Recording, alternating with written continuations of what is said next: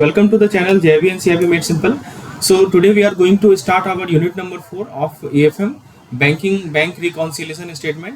Friends, जो भी मैं वीडियोस आपको प्रोवाइड कर रहा हूँ ये as per the new syllabus pattern है और जो पैटर्न IBF ने अपने एग्जामिनेशन पूछने के तरीके में लाया है, जो बदलाव लाए हैं, जैसे कि वो नए प्रकार के सवाल पूछ रहे हैं, बुक के हर एक कोने से सवाल पूछ रहे हैं, तो उसी को ध्यान में रखते हुए इस वीडियो को प्रिपेयर किया गया है आपके लिए।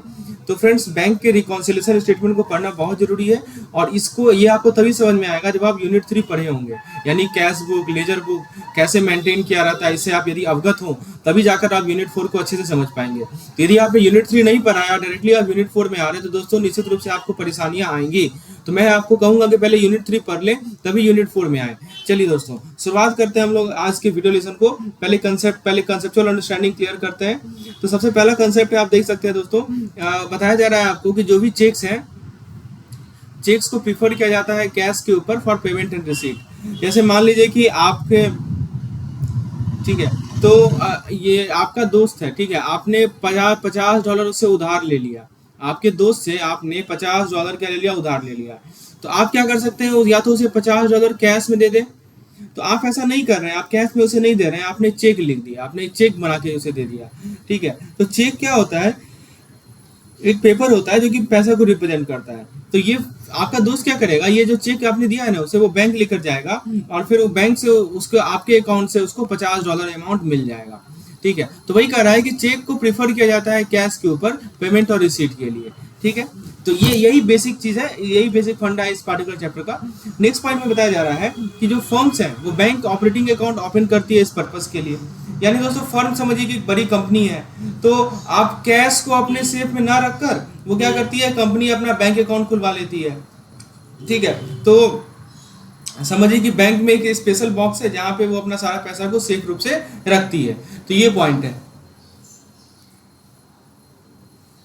थर्ड पॉइंट बताया जा रहा है कि account balance easily withdrawn acting like अ रेडिली अवेलेबल कैश।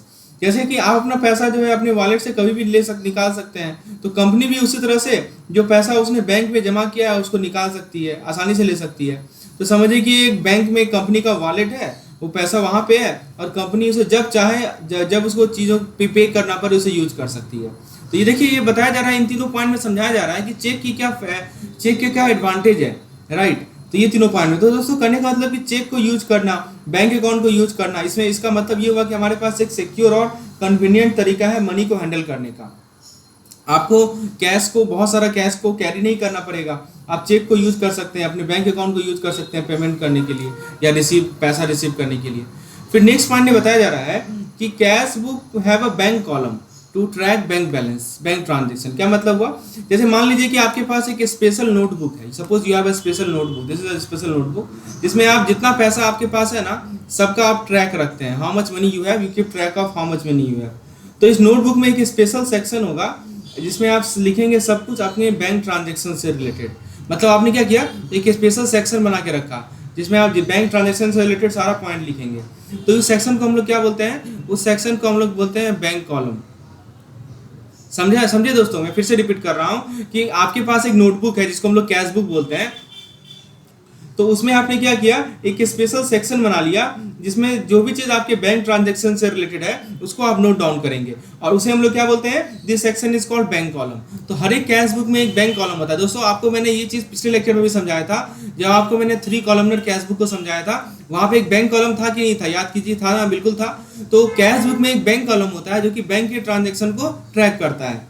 चीजें समझ में आ गया। अब देखिए इसकी फॉर्मेट में क्या क्या आता है, तो एक डेट आएगा, एक पार्टिकुलर्स आएगा, कैश आएगा, बैंक आएगा, ठीक है। तो दोस्तों, आपके जो ये जो आपने स्पेशल नोटबुक बनाया है ना, ये जो आपका ये कैश बुक है, तो प्रत्येक पेज को एक स्पेसिफिक तरीके से सेटअप किया जाएगा। कुछ जगह होगा, आपने कुछ जगह छोड़ा होगा किसके लिए, डेट के लिए जगह छोड़ा होगा, कुछ जगह आप छोड़ेंगे किसके लिए, आप कुछ जगह छोड़ेंगे पार्टिकुलर्स के लिए, राइट। उसके बाद कुछ जगह छोड़ेंगे आप कैश के लिए और फिर कुछ जगह छोड़ेंगे आप बैंक के लिए। तो ये सभी डिफरेंट स्पेसेस होते हैं जो कि हम छोड़ते हैं, डेट, पार्टिकुलर्स, कैश और बैंक, ओके। अब दोस्तों, अब मैं आपको एग्जांपल शो करूंगा। ये आपके सामने एग्जांपल है जिसमें आप देख सकते हैं कि यहाँ पे मैं आपको एग्जांपल लेके समझाता हूँ। जैसे मान लीजिए कि आपने स्टार्ट किया, आपके बैंक अकाउंट में कुछ पैसा था, यहाँ पे देख सकते हैं ना 3 लाख रुपया था आपके बैंक अकाउंट में, ठीक है। तो किसी दिन जो है आपने $100 डिपॉजिट किया कैश के रूप में अपने बैंक अकाउंट में, ठीक है, तो उसको आपने बैंक कॉलम में लिख दिया। फिर बाद में आपने $50 का यूज किया बिल पेमेंट के लिए, उसको भी आपने रिकॉर्ड कर लिया। मान लीजिए कोई और आपको $200 चेक के रूप में देता है, उसको भी आपने रिकॉर्ड कर लिया बैंक कॉलम में। तो दोस्तों कहने का मतलब क्या हुआ कि ये जो हमारा कैश बुक है ना, कैश बुक में एक कॉलम आता है जिसको हम लोग बोलते हैं बैंक कॉलम। यहाँ देखिए डेबिट साइड में भी रहेगा, क्रेडिट साइड में रहेगा, ठीक है। तो बैंक कॉलम समझिए कि एक neat and clean record keeping system है। इसके थ्रू आप देख सकते हैं कि कितना पैसा आ रहा है, कितना पैसा जा रहा है आपके बैंक अकाउंट से। समझिए कि ये डायरी है आपके day to day money transaction का, जिससे आप आसानी से समझ सकते हैं और अपने फाइनेंस को मैनेज भी कर सकते हैं। ये चीज समझ में आ गई आपको? चलिए अब हम लोग बात करते हैं। अब देखिए ये जो पार्टिकुलर टेबल बनाया है ना मैंने, इसके बारे में थोड़ा आपको मैं जानकारी देता हूँ, ठीक है। So please try to understand this particular table. इसको मैं समझाता हूँ दोस्तों। जैसे आप देख सकते हैं दोस्तों, already we have discuss in the last lecture. जैसे देखिए 1/4/2022 यानी आपका 1 अप्रैल 2022 का है ट्रांजेक्शन कि आपका ओपनिंग बैलेंस है, यानी कैश का ओपनिंग बैलेंस है 2 लाख और बैंक का ओपनिंग बैलेंस है 3 लाख। ये आपका ओपनिंग बैलेंस कहलाता है दोस्तों। अब देखिए 2 अप्रैल को क्या हुआ, एक नया ट्रांजैक्शन हुआ, टू कैश डिपॉजिट 10,000। अब एक चीज नोटिस कीजिए दोस्तों, आपको मैंने बताया था यहाँ पे देखिए टू कैश डिपॉजिट 10,000 और बाय डिपॉजिट इन बैंक 10,000। तो इसको कॉन्ट्रा एंट्री बोलते हैं। मैं आपको बताया था ना दोस्तों, कॉन्ट्रा एंट्री मतलब वैसा एंट्री होता है जो कि दोनों तरफ होगा, कैश कॉलम में भी होगा, बैंक कॉलम में भी होगा। आप जरा देखिए तो सही से, यहाँ पे 10,000 बैंक कॉलम में एंट्री हुआ, क्रेडिट हुआ, डेबिट हुआ, और यहाँ पे कैश कॉलम में 10,000 रुपीज क्या हुआ, क्रेडिट हुआ। अब दोस्तों इसको कैसे समझेंगे, क्या हो रहा है एक्चुअली, क्या हुआ था? तो दोस्तों हुआ ये था कि आपका जो कैश है ना, 10,000 रुपया कैश जो है वो डिपॉजिट किया गया बैंक में। तो इसका नरेशन क्या होगा, 1,000 रुपीज कैश, सॉरी डेबिटेड नहीं, डिपॉजिटेड इन बैंक। तो मैंने आपको बताया था कि एक तो यहाँ पे कैश अकाउंट होगा और एक यहाँ पे बैंक अकाउंट होगा। बैंक अकाउंट हमारा कौन सा अकाउंट होता है, पर्सनल अकाउंट होता है। Debit the receiver, credit the giver rule लगता है। तो 10,000 बैंक को मिल रहा है ना, तो बैंक रिसीवर हो गया ना, तो इसीलिए बैंक कॉलम को हमने क्रेडिट कर दिया। देखिए हमने क्रेडिट किया है 10,000 से। और यहाँ पे कैश की बात करें तो कैश का नियम होता है, कैश एक रियल अकाउंट होता है, debit what comes in, credit what goes out नियम लगता है। तो आपने 10,000 जो है क्या हो रहा है, 10,000 जो है 10,000 अमाउंट क्या हो रहा है दोस्तों, डेबिट जा रहा है ना, ठीक है, बैंक में डिपॉजिट किया ना, तो 10,000 जा रहा है तो ये क्रेडिट डेबिट हो जाएगा, debit what comes in, bank में आ रहा है, ठीक है। तो इसीलिए दोस्तों हमने क्या किया है, ये यहाँ पे एक मिनट, यहाँ मैं रिवर्स बता रहा हूँ, यहाँ पे डेबिट बैंक वाला डेबिट हो जाएगा और कैश वाला क्या होगा, क्रेडिट हो जाएगा। मैं फिर से रिपीट कर देता हूँ दोस्तों आपको, 10,000 रुपया कैश जो है बैंक में डिपॉजिट किया, तो बैंक यहाँ पे रिसीवर है, बैंक इज रिसीवर। तो रिसीवर को क्या करते हैं, रिसीवर के लिए क्या नियम होता है बताइए, तो रिसीवर के लिए नियम होता है डेबिट द रिसीवर। तो बैंक अकाउंट को हमने डेबिट कर दिया 10,000 से और कैश अकाउंट को क्रेडिट कर दिया 10,000 से और नरेशन लिख दिया टू कैश डिपॉजिट और बाय डिपॉजिट इन बैंक। ये चीज क्लियर है? तो दोस्तों ये जो सेकंड एंट्री हो रहा है आपका 2 अप्रैल का, उसमें आप 10,000 रुपया बैंक में डिपॉजिट कर रहे हैं, जिसके कारण से आपका बैंक अकाउंट भी अफेक्ट हो रहा है और कैश अकाउंट भी अफेक्ट हो रहा है। और ऐसे एंट्री को हम लोग कॉन्ट्रा एंट्री कहते हैं। Already we have discuss in the last lecture, hopefully you remember it. अब देखिए 3 अप्रैल को क्या ट्रांजेक्शन हो रहा है, बाय सैलरी चेक 15,000। यानी दोस्तों आपने क्या किया, चेक से जो है सैलरी का पेमेंट किया। अब दोस्तों यहाँ पे आपने 15,000 सैलरी का पेमेंट किया, ठीक है। तो ये सैलरी कौन सा अकाउंट है बताइए, ये सैलरी जो है हमारा नॉमिनल अकाउंट है, पता होगा आपको, ठीक है। तो देखिए यहाँ पे एक चीज समझिए, चेक से पेमेंट किया है, कैश का कोई लेन देन नहीं है ना, और बैंक से किया गया, तो कैश में कोई इफेक्ट ही नहीं पड़ेगा, केवल चेक का होगा, ठीक है। तो सैलरी जो है जा रहा है ना, सैलरी जो है एक्सपेंस है ना, तो एक्सपेंस को क्या करते हैं, debit all expenses and credit all income. तो बैंक के पर्सपेक्टिव में यदि हम बात करें, क्योंकि हम लोग दोस्तों बैंक के पर्सपेक्टिव में बात करने वाले हैं, तो बैंक और सैलरी 2 अकाउंट होगा, तो सैलरी अकाउंट डेबिटेड होगा ना, डेबिटेड सैलरी अकाउंट, ठीक है। यदि सैलरी अकाउंट की बात करें, अब बैंक अकाउंट क्या होगा, बैंक एक तरह का पर्सनल अकाउंट है, debit the receiver, credit the giver. तो बैंक गिवर है ना, यहाँ पे बैंक ही तो सैलरी दे रही है 15,000, तो बैंक गिवर है, तो बैंक का अकाउंट क्रेडिट हो जाएगा। इसीलिए हमने क्या किया है कि बैंक कॉलम में 15,000 को हमने क्रेडिट कर दिया गया है। समझ में आया दोस्तों? आपको ये देखना है कि कोई ट्रांजेक्शन का इफेक्ट बैंक कॉलम पे क्या पड़ेगा, that is what you have to see. Okay, तो चलिए आपको 3 अप्रैल का भी ट्रांजेक्शन समझ में आ गया।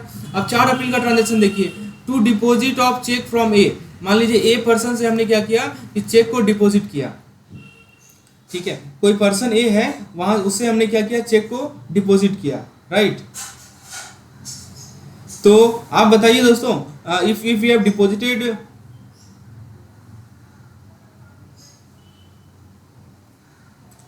Okay, so to deposit of cheque from A, तो यहाँ पे देखिए एक तरफ है हमारा हमने क्या किया, ए कोई पर्सन है, उससे क्या किया, चेक को डिपॉजिट किया। कितना डिपॉजिट किया हमने, 20,000 डिपॉजिट किया। अब आप बताइए इसका इफेक्ट कहाँ पड़ेगा। बहुत सिंपल सा चीज है, चेक को डिपॉजिट किया गया है दोस्तों। तो देखिए जब भी चेक को डिपॉजिट किया था ना बैंक में किया जाता है, तो हमारा बैंक अकाउंट यहाँ पे अफेक्टेड होगा। अब देखिए बैंक एक तरह का हमारा पर्सनल अकाउंट है, तो बैंक के लिए नियम क्या लगता है, debit the receiver credit the giver. तो यहाँ पे बैंक रिसीवर है ना चेक का, इसलिए बैंक को हम डेबिट कर देंगे कितना से, 20,000 से। तो आपको ये समझ में आ गया होगा बेसिकली ये क्या क्या हो रहा है, right. I think you have understood. अब देखिए वही चीज अगली स्लाइड में बताया जा रहा है। ओपनिंग कैश बैलेंस था हमारा इतना, ओपनिंग बैंक बैलेंस था इतना, हमने कैश डिपॉजिट किया बैंक अकाउंट में 2 तारीख को, हमने चेक इशू किया सैलरी के लिए 3 तारीख को, हमने चेक डिपॉजिट किया 20,000 जो कि हमने ए से रिसीव किया था। समझे, वही चीज को वहां पे दर्शाया गया है कैश बुक में कैसे शो किया जाएगा। अब दोस्तों ये चीज तो आपको क्लियर है। अब देखिए नियम समझिए। तो कैश अकाउंट का प्रिंसिपल क्या कहता है, बैंक अकाउंट का प्रिंसिपल क्या कहता है। कैश अकाउंट का प्रिंसिपल कहता है debit what comes in credit what goes out. ठीक है, इमेजिन कीजिए कि आपके पास एक पिगी बैंक है, तो जब आप पैसा रिसीव करें ना और उसको पिगी बैंक में डालेंगे ना, तो आप उसे क्या कर रहे हैं, जोड़ रहे हैं, यू आर एडिंग, राइट। तो ये हमारा अकाउंटिंग में डेबिट कहलाता है। और जब आप पैसा इस पिगी बैंक से बाहर निकालेंगे, ठीक है, तो वो आपका कहलाता है क्रेडिट। उसको क्या बोलते हैं हम लोग, क्रेडिट बोलते हैं। ठीक है, तो आपका जो मनी डायरी है ना, ठीक है, या कैश अकाउंट है, तो आप जो है जो पैसा आ रहा है उसके लिए डेबिट रिकॉर्ड करेंगे, और जो पैसा जा रहा है उसके लिए आप क्या रिकॉर्ड करेंगे, क्रेडिट रिकॉर्ड करेंगे। Please understand this point. उसी तरह दोस्तों बैंक अकाउंट का प्रिंसिपल क्या कहता है, debit the receiver credit the giver. यानी दोस्तों जब भी आप किसी को चेक देते हैं ना, तो आप पैसा रिसीव करते, वो उसको पैसा मिलता है, तो अकाउंटिंग में क्या करेंगे, अपने बैंक अकाउंट को आप डेबिट कर लेंगे, क्योंकि पैसा लीव कर रहा है, छोड़ रहा है, जा रहा है। और दूसरी तरफ यदि आप पैसा रिसीव करेंगे चेक के माध्यम से, तो बैंक अकाउंट को आप क्रेडिट कर देंगे। अब देखिए यहाँ पे क्या हो रहा है कि deposits are debited in the cash book. क्या मतलब हुआ, जैसे मान लीजिए कि आप $50, ठीक है, कैश में डिपॉजिट कर रहे हैं बैंक में। अब $50 लेके आए और बैंक में बोले कि इसे डिपॉजिट कर लो, तो आप यहाँ पे बताइए, यहाँ पे इसको कैश बुक में क्या करेंगे, डेबिट करेंगे। क्यों, क्योंकि दोस्तों सिंपल सा नियम है कि मनी कमिंग इन, अभी मैंने आपको बताया था ना कि जो कैश अकाउंट का प्रिंसिपल होता है डेबिट व्हाट कम्स इन, तो ये पैसा आ रहा है ना बैंक में, इसीलिए आप क्या करेंगे, debited in the cash book. और जो विड्रॉल्स होता है, ठीक है, जैसे मान लीजिए कि आप जो है $30 जो है बैंक से बाहर निकाल रहे हैं, ठीक है, तो इसको कैश बुक में कैसे रिकॉर्ड करेंगे, आप क्रेडिट कर देंगे। तो याद रखिएगा कि जो भी हमारे डिपॉजिट्स होते हैं वो कैश बुक में डेबिटेड किए जाते हैं, और जो विड्रॉल्स होते हैं वो कैश बुक में क्रेडिट किए जाते हैं। आप उसका एग्जांपल यहाँ देख सकते हैं। जैसे देखिए यहाँ पे जो 15,000 सैलरी पे किया गया था, एक तरह का विड्रॉल था, इसको हमने कैश बुक में क्रेडिट कर दिया। सिंपल सा नियम है, वो मैं समझा रहा हूँ। अब जैसे यहाँ पे आप देखिए, आपने क्या किया कि चेक डिपॉजिट किया बैंक में, तो उसको आपने डेबिट कर लिया बैंक अकाउंट में। सिंपल सा नियम है कि याद रख लीजिए कि यहाँ पे जब भी जो भी हमारा डिपॉजिट करें, चाहे कैश करें या चेक करें, उसको कैश बुक में डेबिट किया जाएगा। और जो भी विड्रॉल्स है, ये नियम आपको काफी हेल्प करेगा, आपको उतना लंबा चौड़ा सोचना नहीं पड़ेगा। सिंपल सा नियम याद रख लीजिए, जो भी डिपॉजिट होगा उसको डेबिट करेंगे, जो भी विड्रॉल होगा उसको क्रेडिट करेंगे कैश बुक में। चलिए अब दोस्तों आगे बढ़ते हैं, bank as a business entity. तो दोस्तों ये सभी प्रिंसिपल्स रूल्स हैं जिसके थ्रू आप अपने पैसे को ट्रैक रख सकते हैं, ठीक है, ये पॉइंट ध्यान रखना है। फ्रेंड्स आगे बढ़ने से पहले आपको मैं बता दूं कि यदि आपको इस तरह के वीडियो लेक्चर चाहिए अपने पूरे एएफएम के सिलेबस के लिए, हमारे एएफएम कॉम्प्रिहेंसिव कोर्स को आप ज्वाइन कर सकते हैं। दोस्तों इस कॉम्प्रिहेंसिव कोर्स में आपको सभी चैप्टर के थ्योरी वीडियो, सभी चैप्टर के MCQs videos, case studies, quizzes, कोई क्विक रिवीजन सेशन, सारा कुछ मिलेगा इस कॉम्प्रिहेंसिव कोर्स में। और फ्रेंड्स आज आपको 50% का डिस्काउंट भी मिल सकता है इस पार्टिकुलर कोर्स में। डिटेल जानकारी के लिए या तो मुझे इस नंबर पे व्हाट्सएप करें, या नहीं तो दोस्तों ऐप के इस पार्टिकुलर वीडियो के डिस्क्रिप्शन में हमारा ऐप का लिंक है, जिस पे क्लिक कर आप इस पार्टिकुलर कोर्स में इनरोल हो सकते हैं, जिसका नाम है एएफएम कॉम्प्रिहेंसिव कोर्स। बहुत ही यूजफुल कोर्स है एएफएम के फुल्ली फ्लेजेड प्रिपरेशन के लिए। आपका कंप्लीटली सिलेबस कवरेज होगा, कंसेप्चुअल अंडरस्टैंडिंग होगा, और प्रॉब्लम प्रैक्टिस आप कर पाएंगे, सफिशिएंट रूप से कॉन्फिडेंस फील करेंगे यदि इस कोर्स को आप सही तरीके से फॉलो करते हैं। चलिए दोस्तों आप लोग बात करते हैं बैंक एज बिजनेस एंटिटी।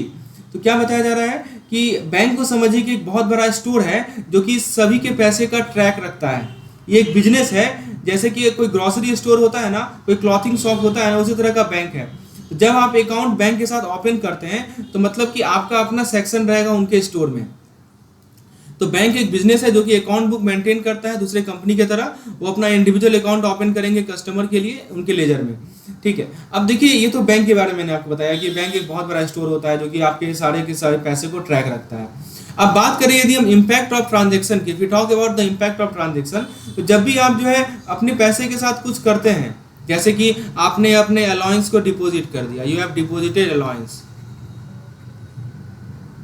तो जब भी आप अपने पैसे के साथ कुछ करते हैं like you have deposited your allowance, या मान लीजिए कि आप एक टॉय खरीद लिए, you have buying a toy, ठीक है, खिलौना खरीद लिए, तो इसका मतलब क्या हुआ कि आपने क्या किया कि एक स्पेशल नोट बना दिया, स्पेशल नोट बना दिया, ठीक है, स्पेशल बुक में, ये जो स्पेशल बुक है ना उसमें एक नोट बना दिया, ठीक है, जो कि ये जो बुक है ना बैंक रखती है आपके लिए, ये जो बुक है स्पेशल बुक है ये बैंक आपके लिए रखती है, ठीक है। तो आपने क्या किया उसमें नोट बना दिया, तो इस बुक को हम लोग कहते हैं लेजर बुक, क्या बोलते हैं, क्या बोलते हैं हम लोग, लेजर बुक बोलते हैं, ठीक है। तो बैंक जो है सब कुछ लिख देती है जो कि आपके पैसे के साथ हो रहा है, आपने अलाउंस डिपॉजिट किया, आपने उसे टॉय खरीदा, सो एवरीथिंग जितना भी डिपॉजिट्स है, जितना भी विड्रॉल है, जितना भी ट्रांसफर है, उसको कहाँ लिखा जाता है, बैंक के लेजर में लिखा जाता है, बैंक उसे नोट करती है, ठीक है। तो ये पॉइंट ध्यान रखना है। अब देखिए ये समझने का क्यों जरूरी है, तो आप ये समझना कि कैसे बैंक चीज़ों को लिखती है, तो आप इससे समझ पाएंगे कि मनी का लैंग्वेज क्या है, ठीक है। तो जैसे आपको मैं एग्जांपल लेके समझाता हूँ, जैसे मान लीजिए कि आपने $10 जो है बैंक अकाउंट में जमा किया, तो बैंक लिख देगी +$10 आपके लेजर के सेक्शन में। यदि आप $5 का गेम खरीद लिए उससे, तो $5 माइनस कर लेगी। तो ये जो लेजर है ना, इसके थ्रू आप पता कर सकते हैं कितना पैसा आपके पास शेष बचा है, ठीक है। तो ये चीज़ ध्यान रखना है। अब दोस्तों नेक्स्ट पॉइंट में क्या बताया जा रहा है कि बैंक स्टेटमेंट को आप समझिए कि ये जो यहाँ पे लिखा है ना, बैंक इशूज स्टेटमेंट, ये जो स्टेटमेंट है उसको आप रिपोर्ट कार्ड की तरह ट्रीट कर सकते हैं। You can treat a statement like a report card, अपने पैसे का रिपोर्ट कार्ड। तो ये एक पेपर होता है जो कि बताता है कि सब कुछ शो करता है जो कि आपके अकाउंट के साथ हो रहा है, यानी कि कितना पैसा आप डाल रहे हैं, how much money you are putting in, कितना पैसा आप निकाल रहे हैं, कितना पैसा आपने खर्च किया, राइट। तो जो भी आपके बैंक क्या करती है, स्टेटमेंट इशू करती है।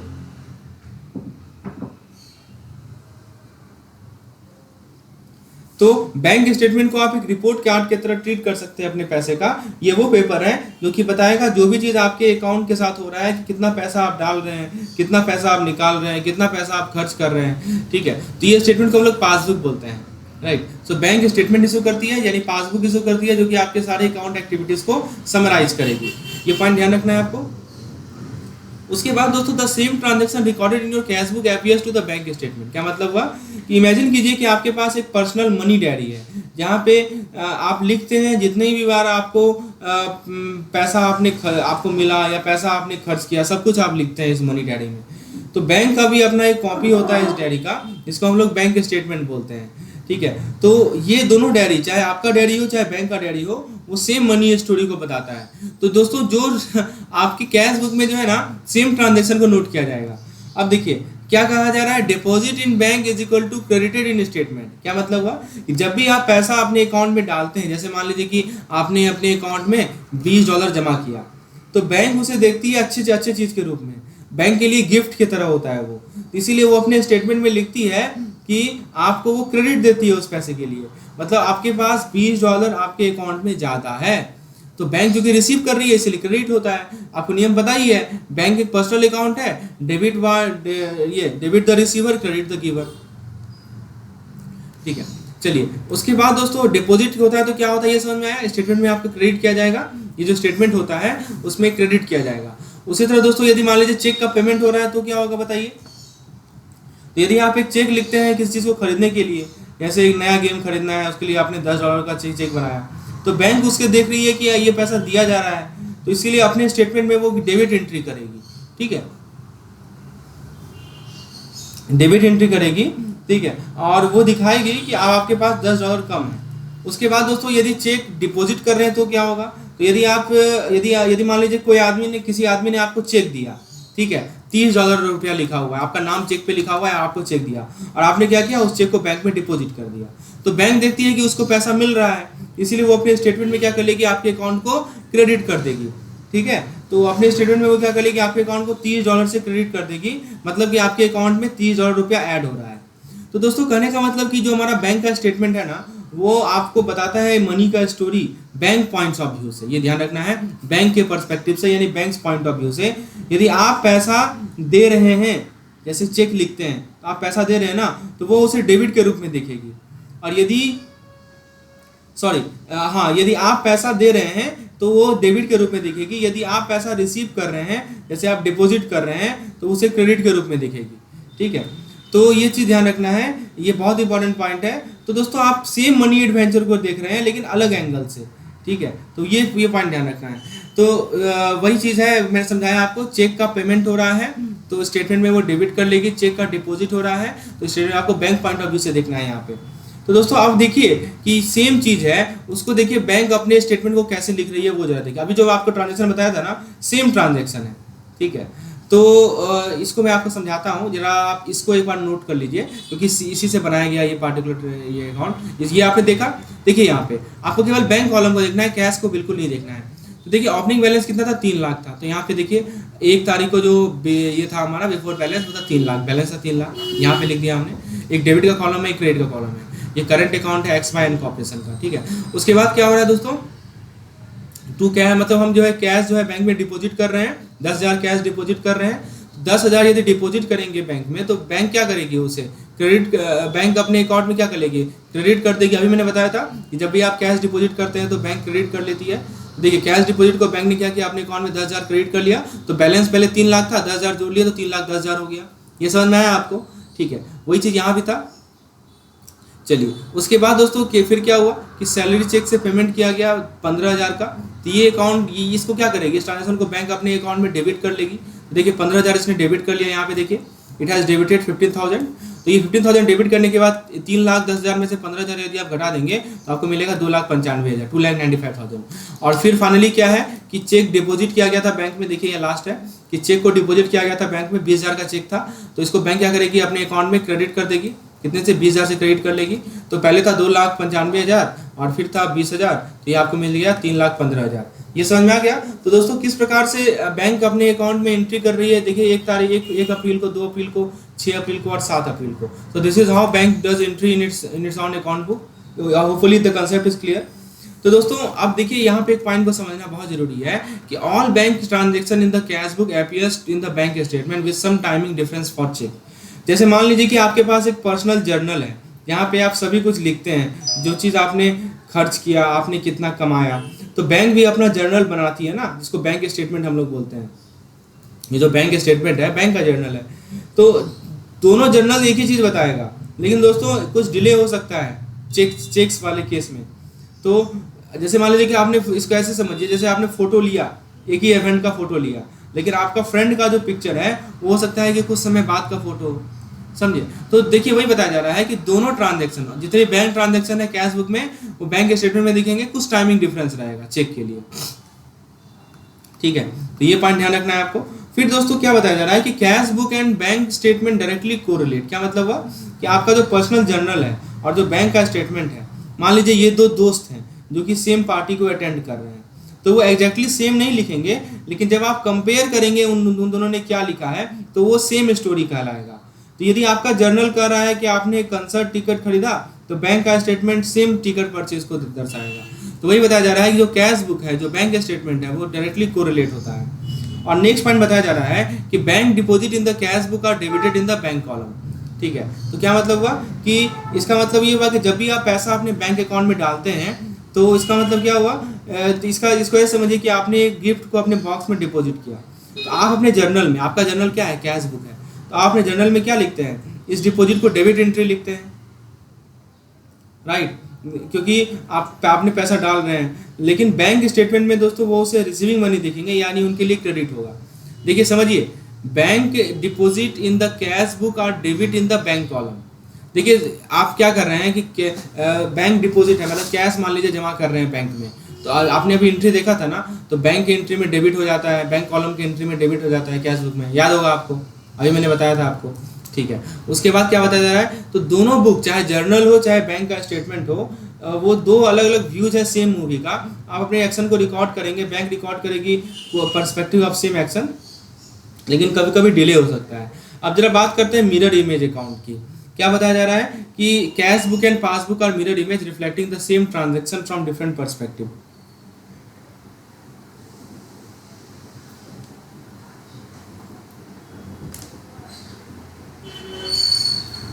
दोस्तों बताया जा रहा है कि इमेजिन कीजिए कि आप और आपके दोस्त जो है ना सेम सनसेट का, एक ब्यूटीफुल सनसेट है उसका पिक्चर ले रहे हैं। तो आपके पास अपना कैमरा है, ठीक है, कैमरा मान लीजिए आपका कैश बुक है, मैं एग्जांपल लेके समझा रहा हूँ, ठीक है, और आपके दोस्त का अपना है, उसको पासबुक मान लीजिए।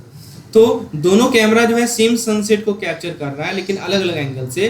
तो आपका कैमरा जो है आपका पर्सनल मनी डायरी हो गया और आपके फ्रेंड कैमरा का मान लीजिए बैंक का रिकॉर्ड हो गया। तो कैश बुक और पासबुक मिरर इमेज होते हैं जो कि सेम ट्रांजैक्शन को रिफ्लेक्ट करते हैं अलग अलग पर्सपेक्टिव से। नेक्स्ट पॉइंट है डेबिट एंड क्रेडिट। तो देखिए जो भी हमारा कैश बुक में डेबिट एंट्री होगा ना वो पासबुक में क्रेडिट एंट्री होगा। क्या मतलब हुआ कि आपके जो मनी डायरी है जब आप पैसा खर्च करेंगे तो आप हो सकता है कि वहाँ पे डेबिट एंट्री करें क्योंकि आपसे बाहर जा रहा है, कैश गोज आउट, तो आपने क्या किया, डेबिट एंट्री किया। लेकिन जब बैंक उस सेम ट्रांजैक्शन को देखेगी तो वो अपनी रिसीविंग पर्सपेक्टिव से देखेगी, तो उसके लिए वो क्रेडिट एंट्री का लाएगा। तो वो लिख देगी वो आप क्या लिखेंगे, आप लिखेंगे स्पेंट $20 ये लिखेंगे। तो आपकी बैंक क्या लिखेगी, रिसीव्ड $20। तो वही बताया जा रहा है कि जो कैश बुक में डेबिट एंट्री है, जैसे आपने $20 रुपया बैंक को दिया तो आपने अकाउंट में लिख दिया कि चलो हमने $20 खर्च किया तो हमारा डेबिट है क्योंकि cash goes out so it's debit. और बैंक ने क्या लिखा, तो बैंक ने लिखा कि रिसीव $20। तो वही चीज़ है। अब जरा बात करें अमाउंट कंसिस्टेंसी।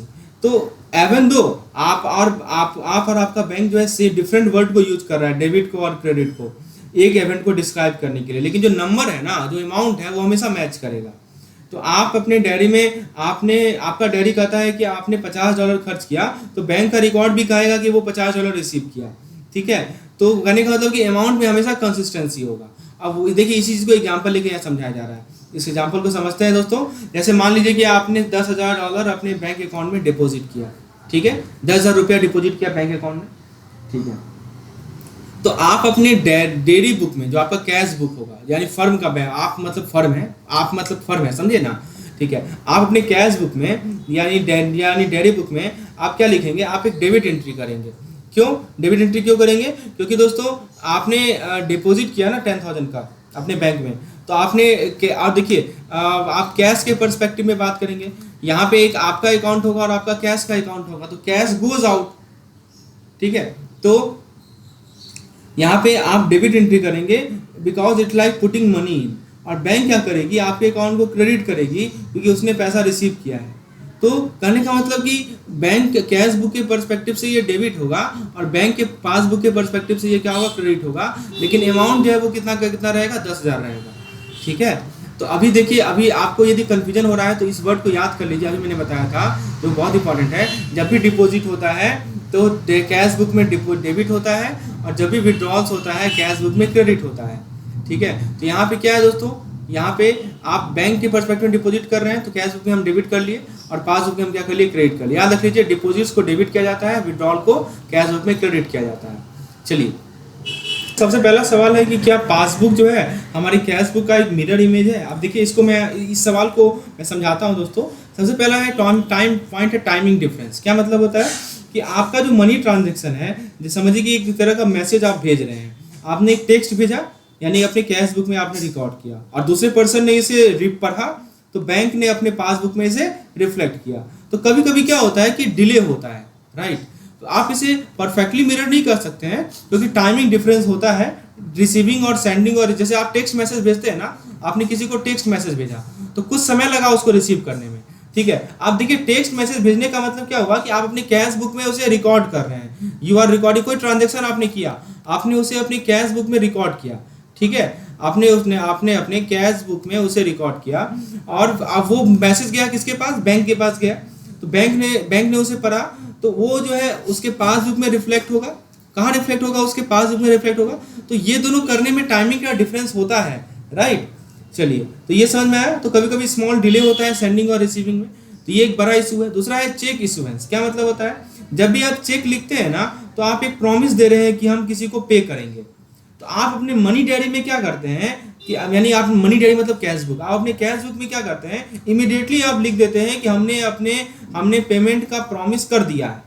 लेकिन बैंक उसे अपने पासबुक में तभी रिकॉर्ड करेगी जब जिस पर्सन को आपने चेक दिया है वो असली में बैंक जाए और वहां से पैसा ले। समझे बात को? जैसे मान लीजिए आपने $50 का चेक लिखा, ठीक है, अपने दोस्त को, राम नाम का दोस्त है, उसको आपने $50 का चेक लिखा। तो आप क्या किए, तुरंत आपने डेबिट एंट्री कर लिया अपने, कहाँ पे, अपने डेबिट एंट्री कर लिया तुरंत अपने कैश बुक में आपने, क्योंकि आपने प्रॉमिस कर दिया है कि हम $50 पेमेंट कर रहे हैं। लेकिन बैंक के रिकॉर्ड में बैंक तब तक वेट करेगी जब तक आपका दोस्त जो है उस चेक को कैश ना करवा ले, ठीक है।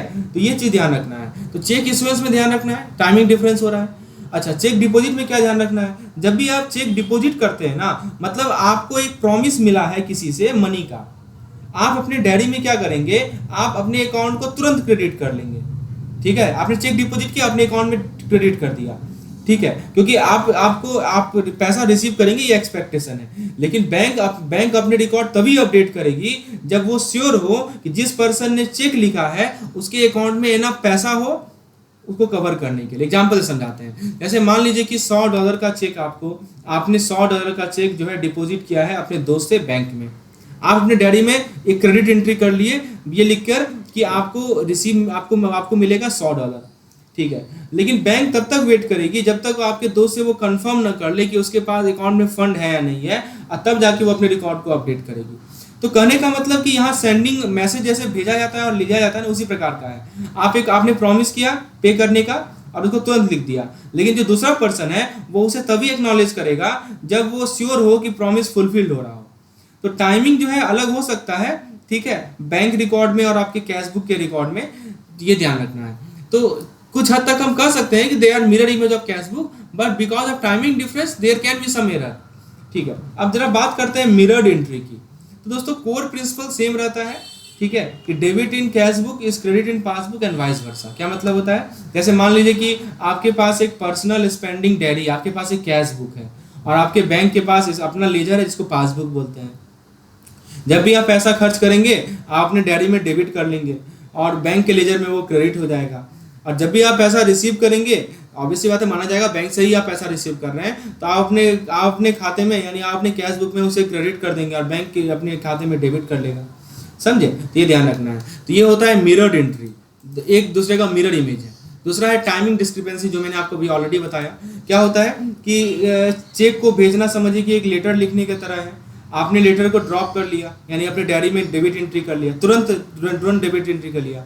लेकिन जब पर्सन जिसने रिसीव किया उसे, तो मतलब बैंक के लेजर एंट्री में क्रेडिट होगा तभी होगा जब वो उसे खोलेगा, लेटर को खोलेगा। तो ऑब्वियसली बात है, टाइम तो लगता ही लगता है, तो इसलिए टाइमिंग डिफरेंस आता है, ठीक है। कैश बुक को तुरंत रिकॉर्ड कर लेगा, लेकिन पासबुक तभी रिफ्लेक्ट करेगा जब एक्चुअली क्लियरिंग हो जाए या प्रेजेंटेशन हो जाए। तीसरा कारण है हिडन एंट्री। क्या मतलब होता है हिडन एंट्री का? टाइमिंग डिस्क्रिपेंसी मैंने समझा दिया, हिडन एंट्री को समझिए। कभी कभी क्या होता है कि बैंक जो है ना फीस को जोड़ती है या डिडक्ट करती है। अभी जो फीस होता है ना, जिसको चार्जेस बोलते हैं, ये एक तरह का हिडन एंट्री है, जो कि आप अपने पर्सनल डायरी में तो दिखेंगे नहीं। आपको पता रहेगा क्या कि आपका एटीएम चार्ज बैंक ने काट लिया, आप तो नहीं लिखेंगे ना, वो तो बैंक का होगा। तो ये हिडन एंट्री होता है। तो एक सरप्राइज एक्सपेंस होता है जिसके बारे में आपको पता नहीं होता जब तक आप अपने बैंक स्टेटमेंट को चेक नहीं करेंगे। तो यहाँ पे अंतर आता है। तो जो बैंक चार्ज करती है, इंटरेस्ट करती है, ये सभी पासबुक में ही अपीयर होते हैं, जिससे ये लेस ट्रांसपेरेंट होते हैं कैश बुक से, ठीक है। तो ये ध्यान रखना है। और लास्ट है ओवरऑल बैलेंस। इन सभी डिफरेंस के बावजूद डेबिट और क्रेडिट जो है, ऑब्वियसली बात है डिफरेंसेस तो हैं, लेकिन जो टोटल अमाउंट ऑफ मनी है, आपका जो बैलेंस है, वो एक सी सॉ की तरह है, ठीक है। यदि आपका डायरी दिखा रहा है कि आपने पैसा उधार लिया, यानी आपका बैलेंस डेबिट है, ठीक है, तो बैंक का लेजर दिखाएगा कि उसने उधार दिया है, यानी वो क्रेडिट बैलेंस दिखाएगा। समझे?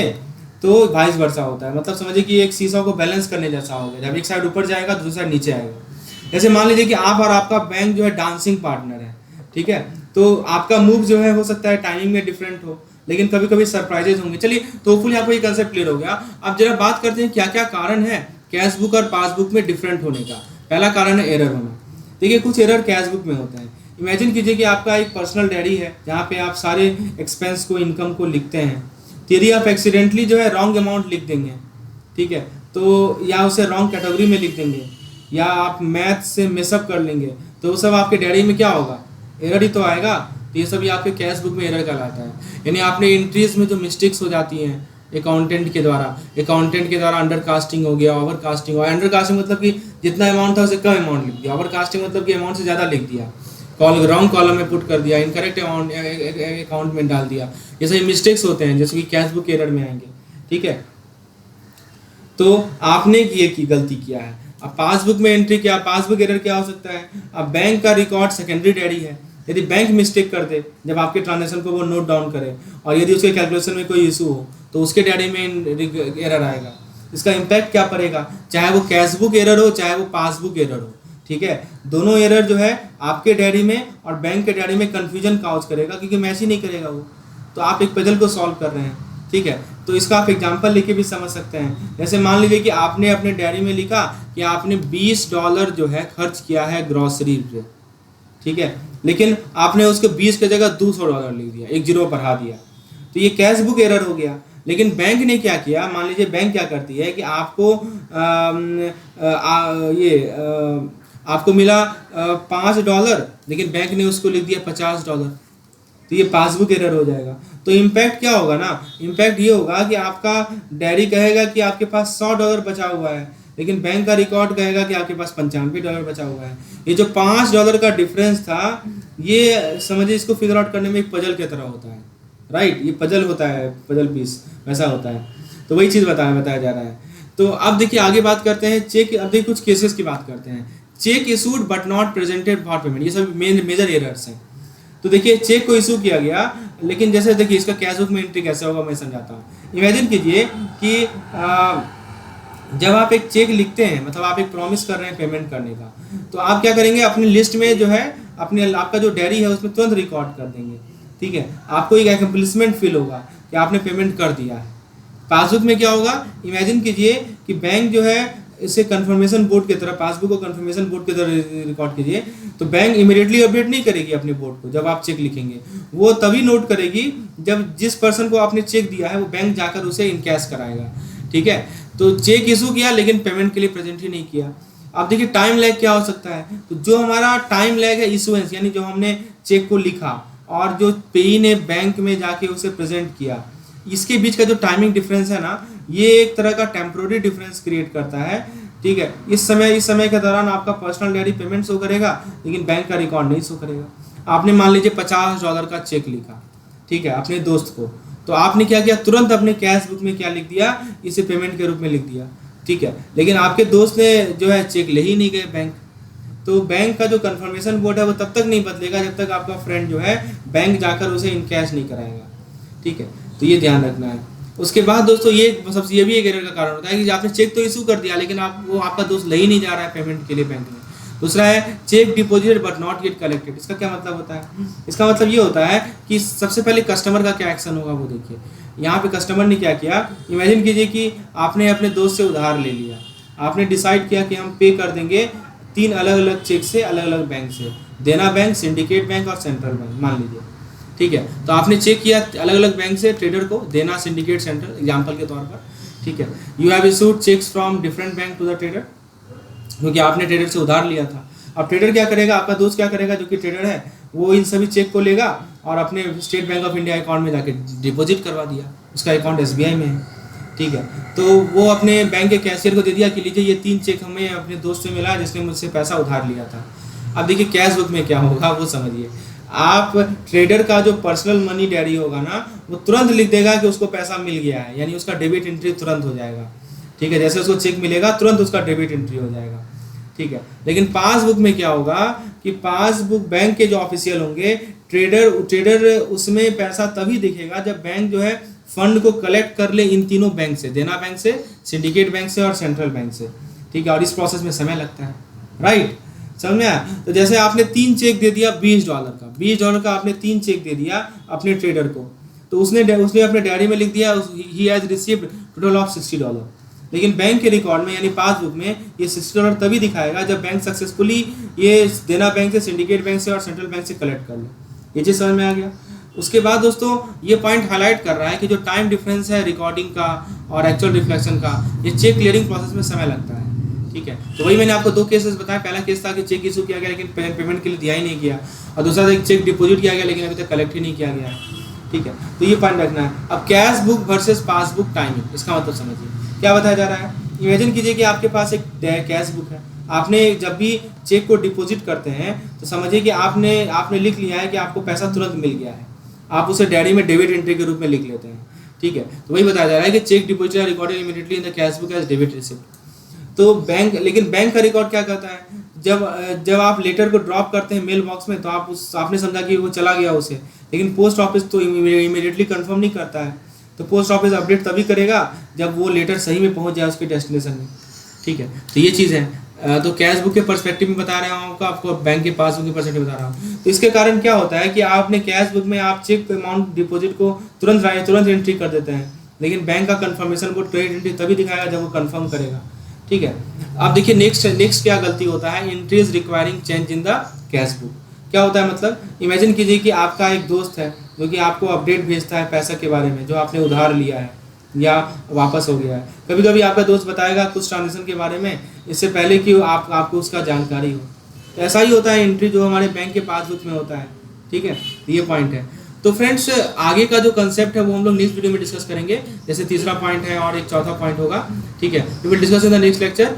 सो hopefully you enjoyed the session. If you want such type of videos please enroll in our AFM comprehensive course. The detail of the course is provided in the description section. Thanks for listening this particular lecture. धन्यवाद।